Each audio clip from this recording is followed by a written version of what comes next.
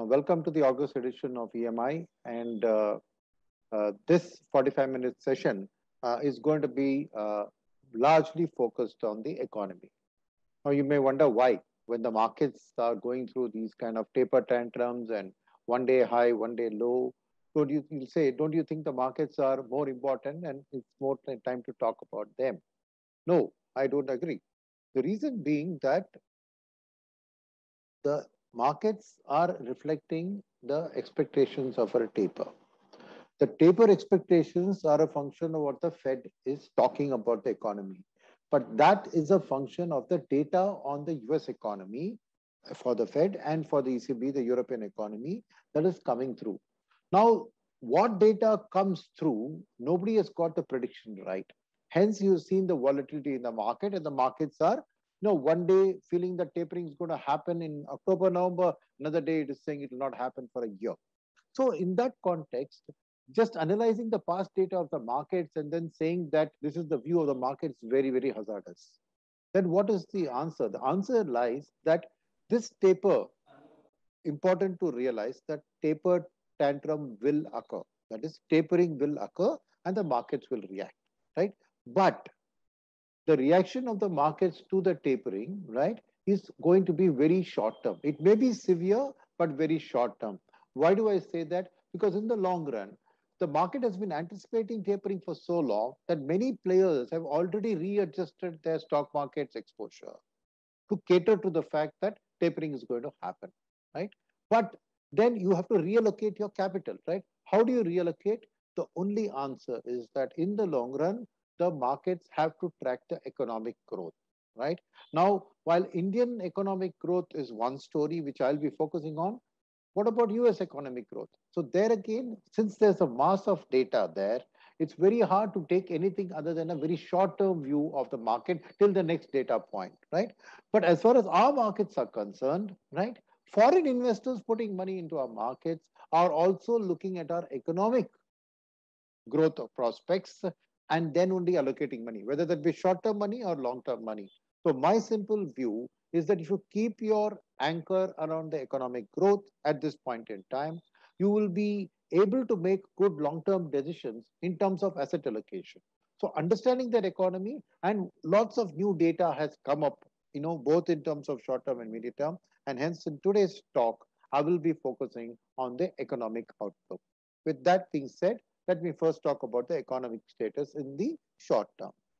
Now, obviously, in the short term, you can't ignore COVID as an impact on the economy. We all know that the first wave gave a very sharp impact. Then the second wave, we controlled the first wave. Then the second wave started, right?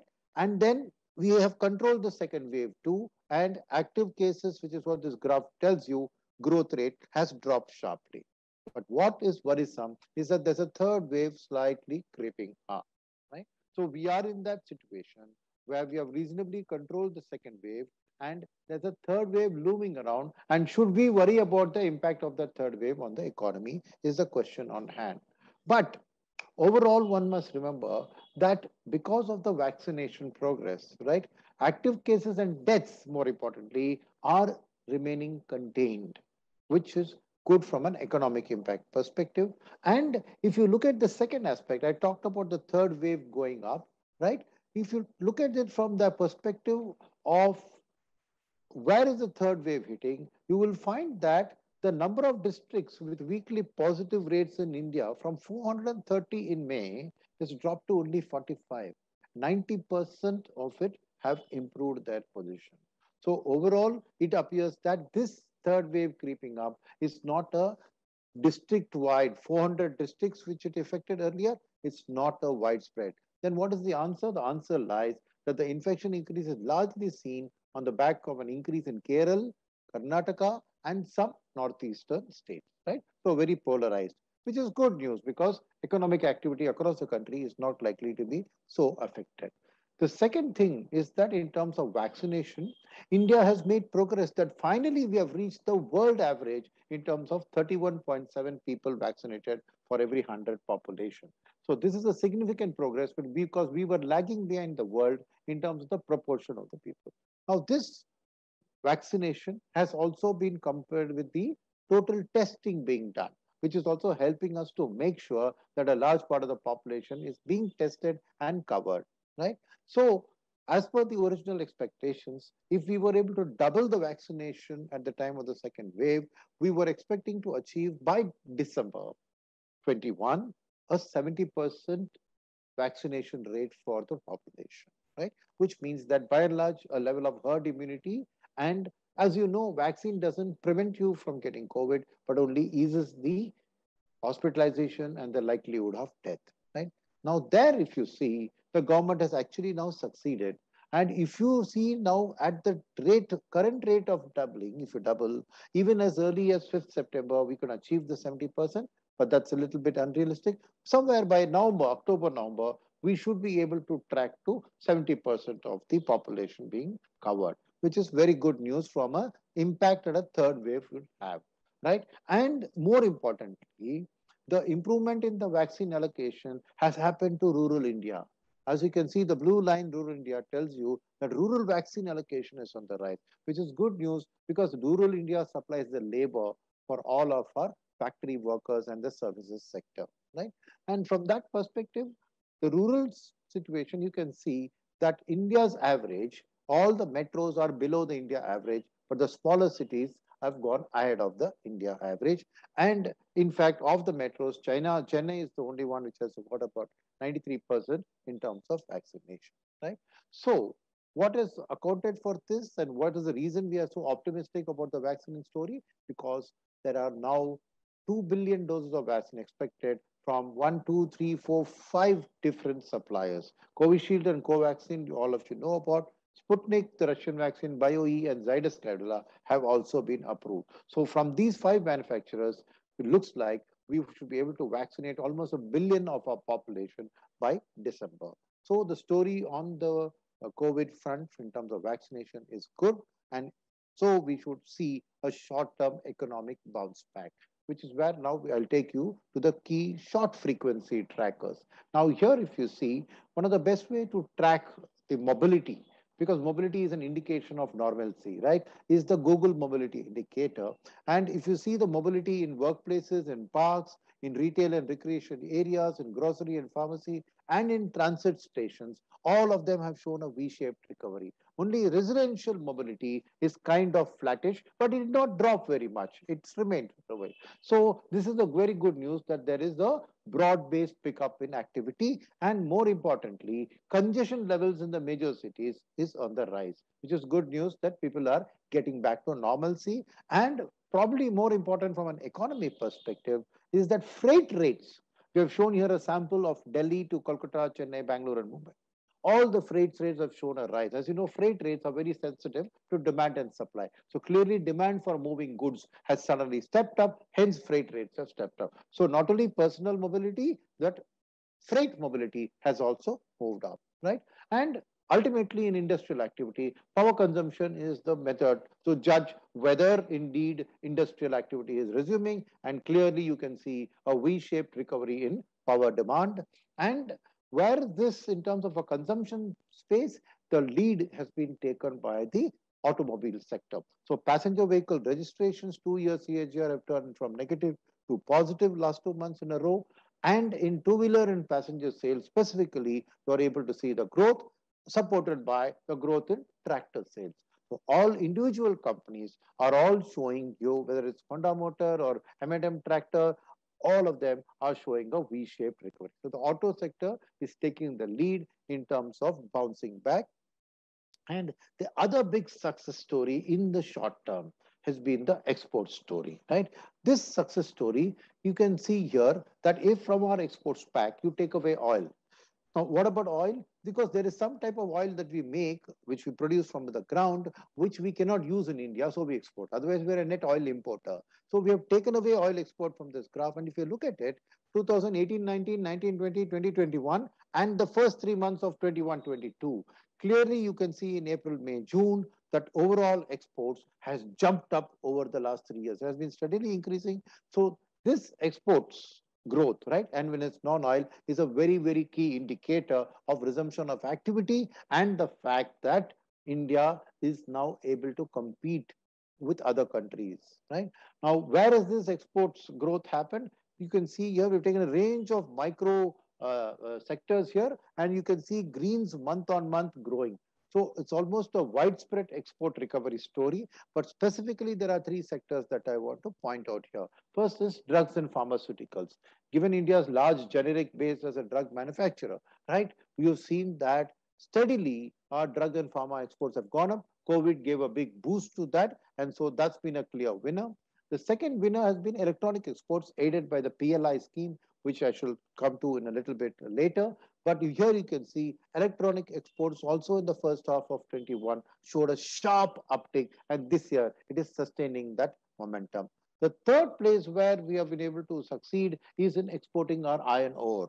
Right, in the global commodity cycle rise, the demand for iron ore has gone up, and India has been able to take good advantage. And you can see from the dotted line that there's been a sharp increase over the previous years in terms of iron ore exports. And finally, the icing on the cake is the engineering goods exports, which, as you can see from the dotted line, again shows. So this is very important because engineering goods means our manufacturing activity is getting a boost, because you have to take the raw material, process it into goods, and then export them. So this is a clear positive from a manufacturing perspective. So overall, just to round up, I wanted to point out that with all this noise and news around Afghanistan, that it's not a very big economic impact to our story, because only 0.3% of our exports are to Afghanistan and only 0.13% of our imports are from Afghanistan. So Afghanistan should not worry us from an economic impact perspective, right? So that was a certain key sectors, which I would like to repeat again. The overall mobility, the auto sector and the export sector are the ones leading this whole recovery. And to summarize this effect on the whole economy, we look at some summary indicators. So the PMI, as you can see, the manufacturing, because engineering goods, exports, auto vehicles, manufacturing has shown already a V-shaped rise in the PMI, and it's gone above 50, which means that it's in a bullish trend. Services sector PMI has also shown a V-shape, but is yet to cross 50, will do so in the coming months, especially in the festival season, when you will see retail pent-up demand coming and taking the services PMI also higher, right? And the spin-off effect on this has been on employment. Unemployment rates have eased, but except that in urban unemployment, it's still a bit elevated, because as lockdowns also were there more in urban, vaccine thing was also less in urban. So that is reflecting itself in this chart. And over a period of time, as the vaccination story builds up, you'll see the urban unemployment also coming down, right? So net result of all this is the government's collection of GST taxes has gone back now after 2 months of drop to above 1 lakh crores, which is an indicator that the overall health of all the sectors, because anything that you buy and sell, there is a GST involved, indicates that the government's finances are also expected to benefit from this kind of a way. So Nomura as a agency produces something called a business resumption index, and pre-pandemic, that is in January, February of 2020, this was at 97%. From that level, the first wave caused it to go down to 46. Then we recovered back to 99. The second wave made it go down to 60. But happy to report that now in the post-second wave recovery, we have gone past 18 months back, the pre-pandemic level of 97 to 101. So clearly, the economy is showing a very sharp recovery post the second wave, right? So naturally, this yellow line is the GVA line. Data has come out only up to March right now. But you can see that there's an economic activity tracker that we track, and that is telling you that the second wave impact, the GVA will drop. But after the drop, there is a V-shaped recovery in that tracker, which means that the GVA, after the first numbers come in during the second wave, GVA would have dropped. But later, you will see that it indicates that there is going to be a sharp rise. So that's also good news from an economy. So we remain consistent with the stand that what RBI expected in the recent credit policy of this year's growth rate at 9.5%, we feel is on track, and the second wave has not caused any damage to that expected growth rate, right? So not to forget that in this period, right, all of this recovery in economic activity has been strongly supported by RBI through liquidity and interest rate cuts. Liquidity, they have pumped in about 8 lakh crores, which is about 29% of their balance sheet they have expanded. So almost a third RBI has expanded, flooding the system with liquidity, and that liquidity has been taken advantage by the banking system, right? Where you have seen that most banks have increased their provision because they've got a lot of money, because they've got cheap money. They've used that not to increase profits now, but to create a provision for any bad news due to the pandemic later. In fact, specific pandemic related provisions, COVID provisions, are varying somewhere between 0.5% to 2.5%, depending on the bank's retail exposure, right? And overall, the news is that the impact of the pandemic has not been seen in a very sharp way in the collection efficiency of large banks. Most of them are still reporting a mid 90s collection level, which is a very, very healthy trend. So overall, banks have been cushioned by the RBI and have done the right steps to be in a geared takeoff position for the economy, right? So that was the short-term outlook, and you can now see how the markets have actually discounted the second wave, and the Indian economy, the earnings results so far also reflect this recovery, and there have been more positive surprises than negative surprises. But perhaps even more important is to think about the medium-term status of Indian economy. Why is that so important? You may say, my investment horizon is 1 year. Why should I worry about the medium term? No.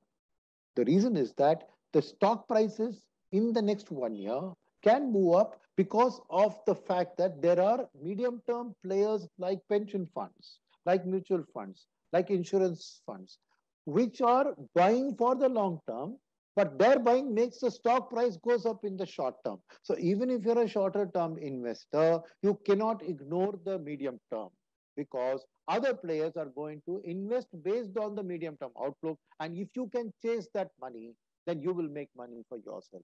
So even if you're a short term investor, the medium term economic outlook is very critical as a part of your portfolio assessment, right? So what is it about the medium term in India, which is making consistent FPI flows keep coming to India at the cost of other emerging economies?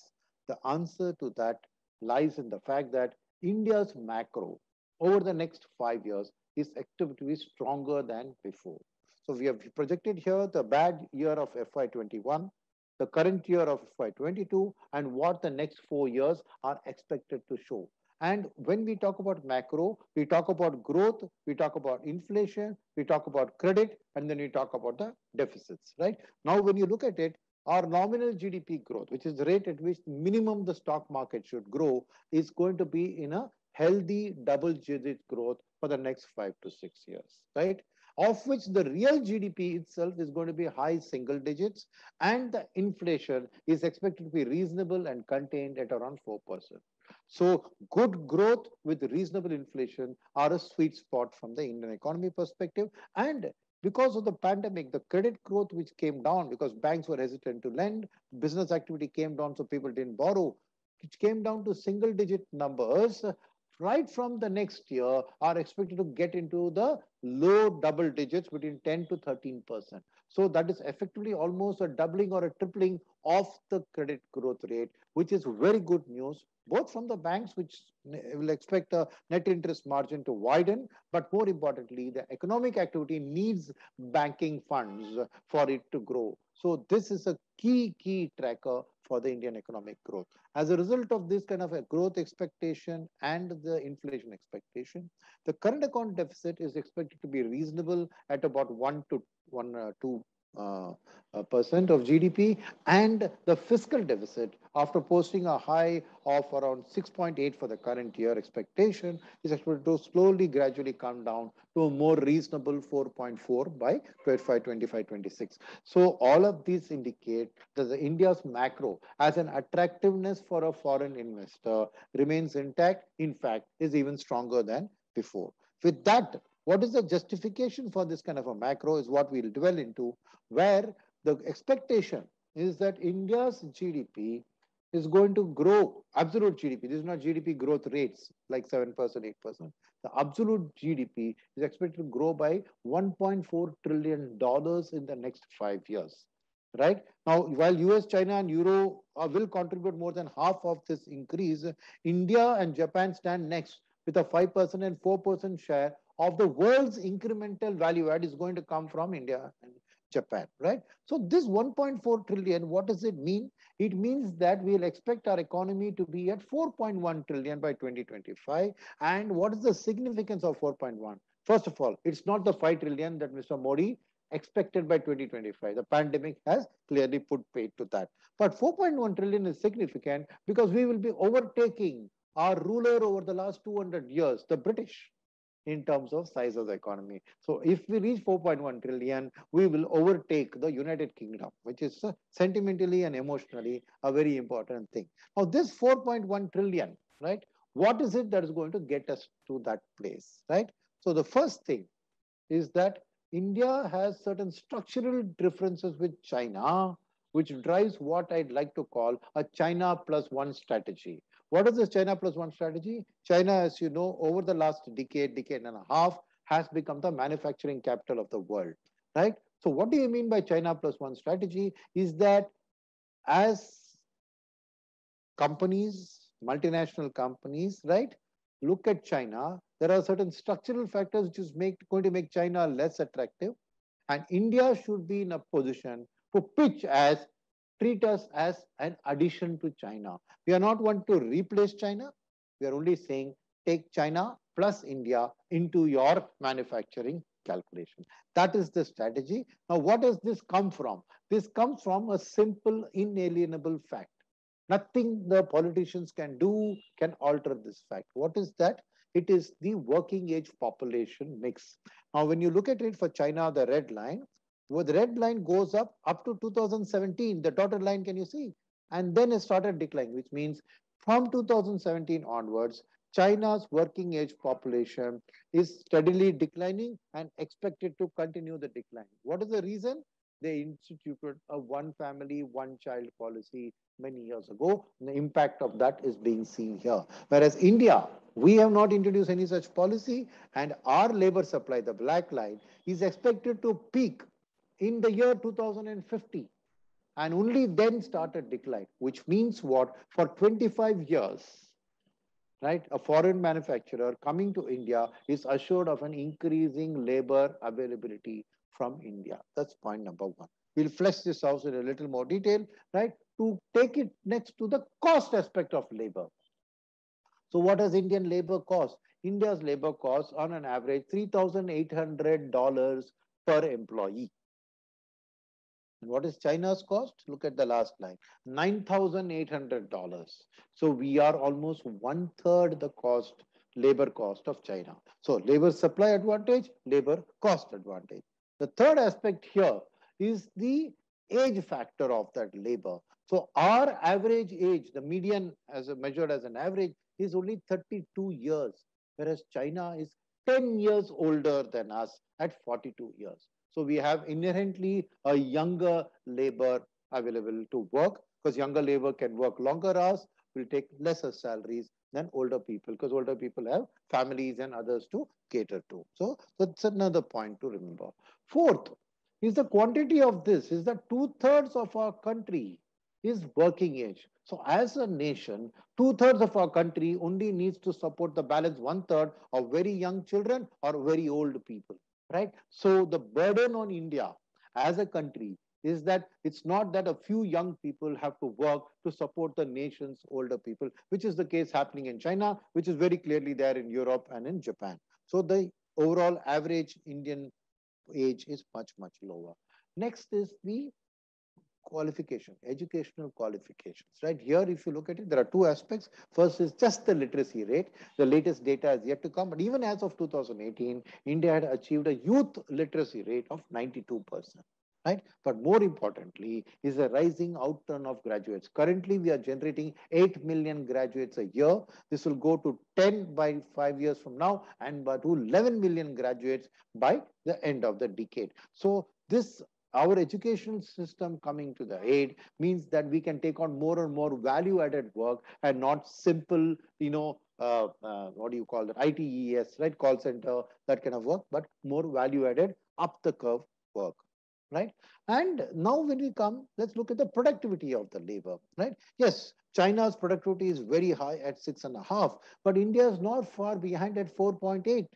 Bangladesh and Vietnam are a bit ahead of us, but if you see the other competing countries are all well below us in terms of average growth rate of output per worker, right? So between 2019 and 2001, we have shown among the greatest increases in productivity per worker, right? This sector should improve even more in the coming years and hence make our labor that much more competent to execute difficult tasks, right?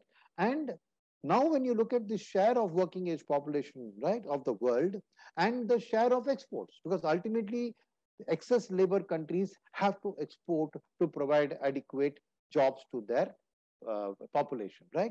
Now, China, if you see, there are two things here. One is a blue graph and there's a yellow dot.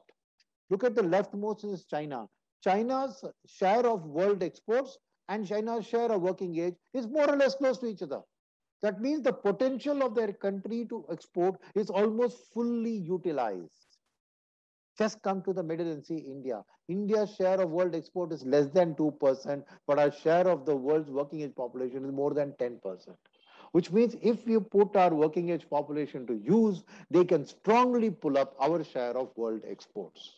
So clearly the pull factor in all other countries, both those dot and the graph are very close to each other. Only in India, you see a significant gap and that represents a significant potential to get a larger share of the world export market, right? So as a result of this, if we get our act together in implementing the China plus one strategy and then grow our manufacturing, we believe that a normal case, we should be able to triple our manufacturing by the end of this decade from about $400 billion to $1.1 trillion. But if we really get our act together, it can even quadruple, right? But even this tripling of our manufacturing base will mean that it will take the share of manufacturing in the GDP from the current 15% to 20% of our GDP. And what has the government done on this aspect, right? The government has already conscious of all that data I've shown you and has started acting. What are those actions? The first action is that 2 years ago, they dropped the corporate income tax rate from 35% to 17% for new manufacturing companies. So to invite new manufacturers, whether it's abroad or it's in India, right? The tax rates today are competitive, the best in the world.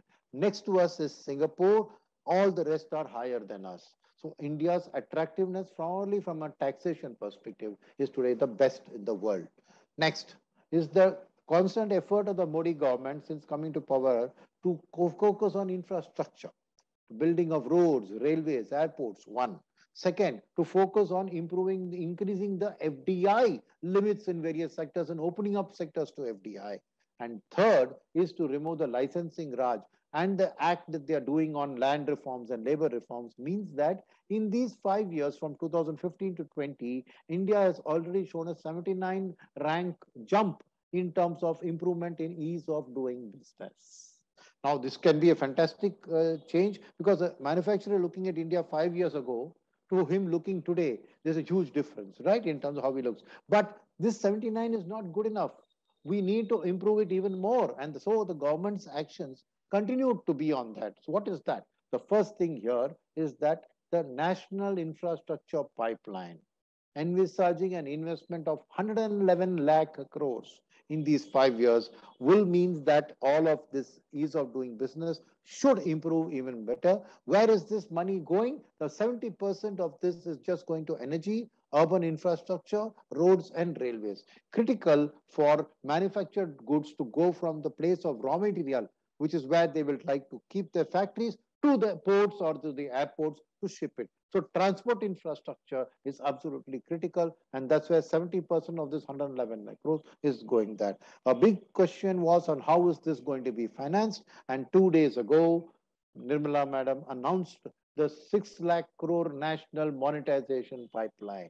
What is the government going to do? It's going to lease core central government assets from 22 to 25 to the private sector, right? And at the end of the period, the private sector would have to give it back. So without giving up ownership, they are giving the utilization of the government resources to the private sector for a price. So more than 50% of this is allocated for the road sector, followed by the railways, and this will fund around 1/7 or 1/6 of the center's cost of the 111 lakh crores. So as a pipeline, it gives both investors and the government a clarity from a planning point of view, clearly expresses the government's intention and eases some fiscal burden. Little more in detail, 27% is road, 25% is in railways, and all the rest are power, telecom, warehousing, mining, etc. Right?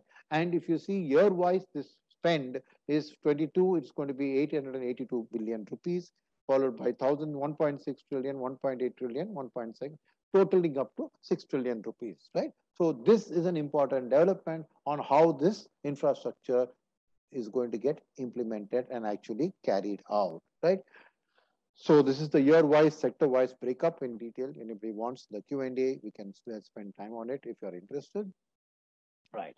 So that was the first. That is the National Infrastructure Pipeline. The second one is the announcement of the PLI, the Production Linked Incentive Scheme, which is a true game changer. Why? Because this scheme, what is it? It's a replacement of the earlier Make in India. Make in India was largely announcement, rhetoric, but nothing ground level happened. So the government has decided to get into action mode, and the PLI scheme says that I will give to the manufacturer 5 to 6% of the value addition that he brings to the market as cash incentives every year for 5 years, right? So this means that this PLI will subsidize the initial cost of setting up manufacturing. So lots of foreign manufacturers who would hesitant to say, when is my break even going to happen, will now be able to say that, okay, for 5 years, I don't need to worry. The government is taking care of me. Later, I will make my money. So that is going to contribute close to 1.8% of Indian GDP, right? So just a minute, right?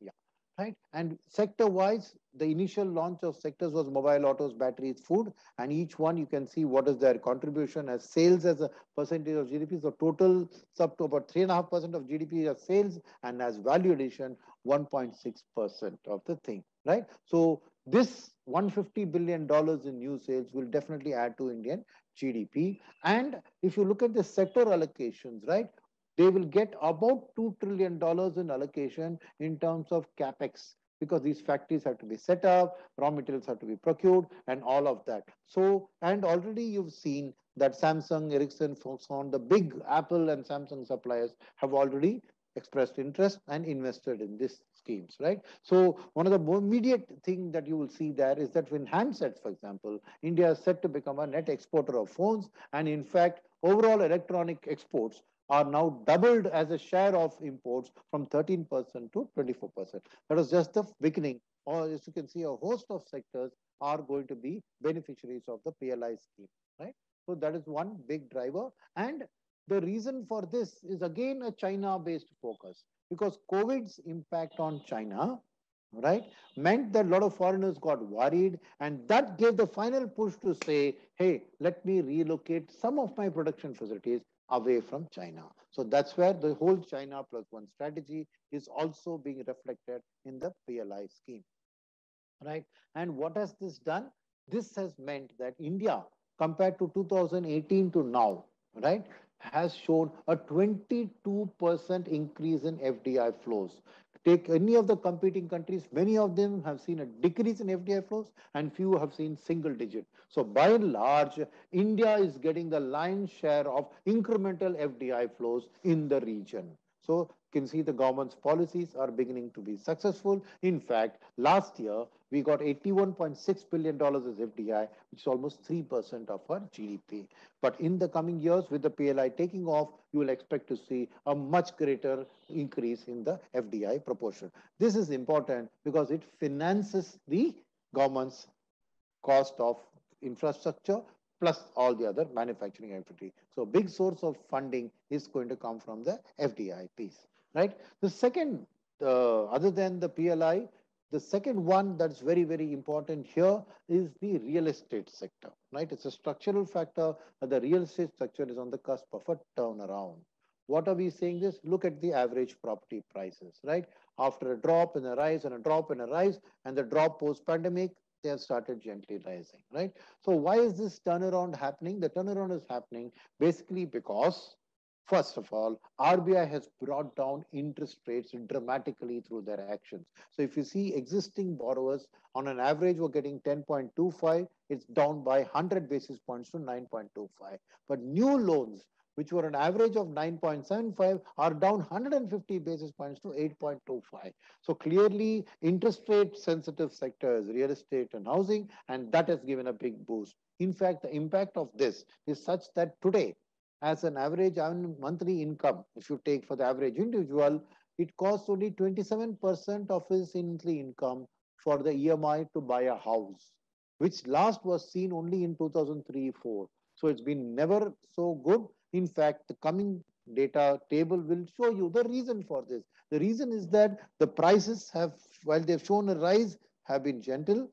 The loan eligibilities have gone up, the interest rates have come down, and hence the EMIs have come down. So if you take the EMI to income ratio, that's what we were talking, that is down to 29%. In fact, if you take it a property price to income ratio from 6.3, you're down to 4.2.